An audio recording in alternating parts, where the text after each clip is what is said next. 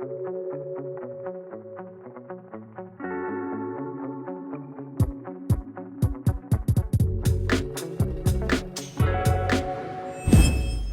मेरे फौजी भाई बहनों, जैसा कि आपको पता है मेरा नाम स्मिता त्रिपाठी है। मैं एक डिफेंस ऑफिसर की वाइफ हूँ और एक फिल्म मेकर हूँ, एक एनिमल लवर भी हूँ।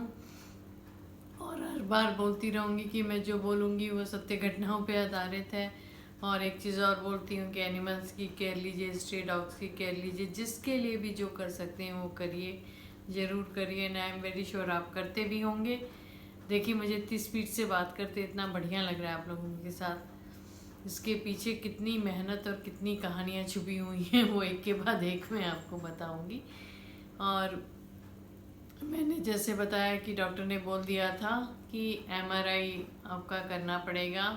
और एमआरआई के नाम से तो भैया मेरे रोंगटे खड़े हो चुके थे, क्योंकि मुझे लग गया था कि भाई कुछ तो प्रॉब्लम है, कुछ तो भयानक है, कुछ तो डॉक्टर मुझसे छुपा रहे हैं।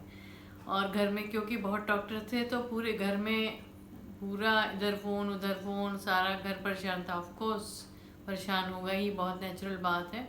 और अभी तक मेरी माँ को नहीं बताया गया था कि मेरे साथ कुछ सीरियस हो गया और मैं क्रिटिकल हूँ। नहीं तो डेफिनेटली माँ, कोई भी माँ अपनी बच्ची को इस हालत में कैसे देख सकती है, तो मेरी माँ भी कैसे देख सकती। माँ बड़ी ऐसा है। तो जो है वो फिर इसी बीच में मेरा म्यूज़िक रिकॉर्डिंग भी चल रही थी, तो भाई उसको भी फाइनल करने के लिए मुझे जाना पड़ा।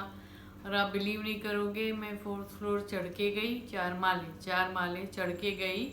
क्यों? क्योंकि मुझे इस बीच में लिफ्ट से डर लगने लगा था, भयानक डर लगने लग गया था।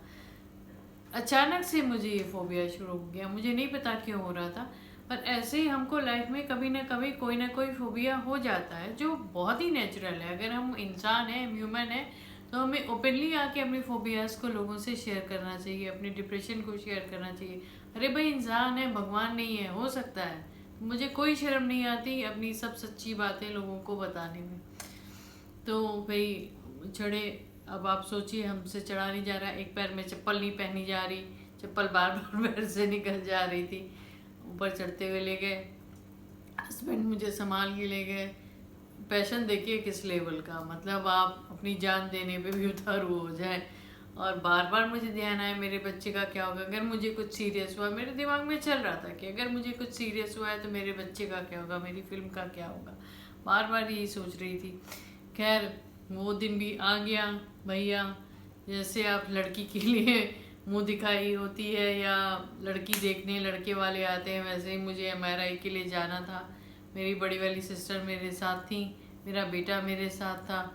अब थोड़ा अपनी हिम्मत बंधा रही थी, नहीं नहीं सब ठीक है, भगवान गणपति बप्पा में बहुत बिलीव करती हूँ, तो ये सोच रही थी कि भाई भगवान सब ठीक हो। तो एमआरआई रूम तक तो बहुत आराम से बोल्डली भैया चले गए अंदर तक। मैंने, अब उन्होंने पूछा कि आप किसी फैमिली मेम्बर को चाहिए आप अंदर, मैंने कहा हाँ बिल्कुल, ऑफ कोर्स मेरी बहन को भेज दीजिए। अब बहन को भी जो उस समय हाथ में बेचारी को फ्रैक्चर हुआ था, तो उसके हाथ में प्लेट्स पड़ी हुई थी। जब उनको ये मालूम हुआ तो उन्होंने कहा नहीं, ये अंदर नहीं जा सकती। मैंने कहा बाप रे, मैं तो यहीं मर जाऊंगी एमआरआई रूम एमआरआई रूम में ही। तो फिर खैर मेरे बेटा, जो खुद भी मतलब उसने पहली बार आया हुआ, हमें पहली बार एक्सपीरियंस किया था कि माँ को कितना सीरियस अलाइनमेंट हुआ है, उसके बाद भी उसने वो आया अंदर। और मैं उसको बार बार बोलती रही कि बेटा तुम हाथ पकड़ के मेरा रहना, पैर के टच करती रहना, ताकि मुझे ये पता रहे कि मेरे इर्द गिर्द मेरा कोई परिवार के आदमी का हाथ है। वो बेचारा पैर पकड़ के मेरा पकड़ा रहा, और मेरी तो जो हालत ख़राब वो पूछे नहीं। अब वो इतना लंबा एमआरआई करते जा रहे हैं, करते जा रहे हैं, बीच बीच में डॉक्टर से भी बात कर रहे हैं।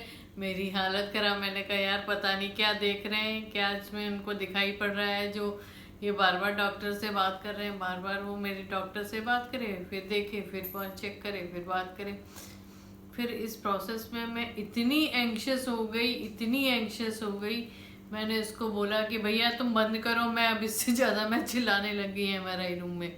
तो फिर कैन मेरा एमआरआई कंप्लीट हुआ, और मैं जब रूम से बाहर आई तो जो टेक्नीशियंस थे उन्होंने मेरे मुंह पे ही कह दिया, मैडम आपको पता है आपको क्या हुआ है। मेरी तो जान सूख गई बिल्कुल से। उन्होंने कहा आपको ब्रेन हेमरेज हुआ है, और बहुत मेजर ब्रेन हेमरेज है। और एक नहीं, आप बिलीव नहीं करोगे, उसमें 3 brain haemorrhage, small brain haemorrhage और डिस्कवर हुए। वो कब हुए मुझे कुछ पता नहीं था। तो टोटल 4 ब्रेन हेमरेज डिस्कवर किए, 3 जो है वो छोटे थे, 1 बहुत मेजर था। और मेरी हालत क्रिटिकल थी। ये बस निकल के आया। बीपी इतना ज़्यादा हाई था कि डॉक्टर ने कि अब मेरी तो जो आप हालत ना पूछो, मेरी हालत ये कि भैया मैं बहन से रोने लगी कि नहीं नहीं मैं नहीं जाऊंगी डॉक्टर के पास, वो पता नहीं क्या करेंगे। और मुझे एक ही डर था कि मुझे लिटा देंगे हॉस्पिटल में। अब तो मेरा डॉग भी घर में है, घर में भी हस्बैंड भी अवे थे, कौन देखेगा चीज़ों को, क्या करेगा। खैर मेरी बहन ने कहा नहीं मैं हूँ, चलो चलो डॉक्टर को तो दिखाना ही पड़ेगा। ले गए भैया, जैसे ले जाते हैं ना बकरे को खींचते हुए, वैसे ही मेरे को खींचते हुए लिया जाएगा।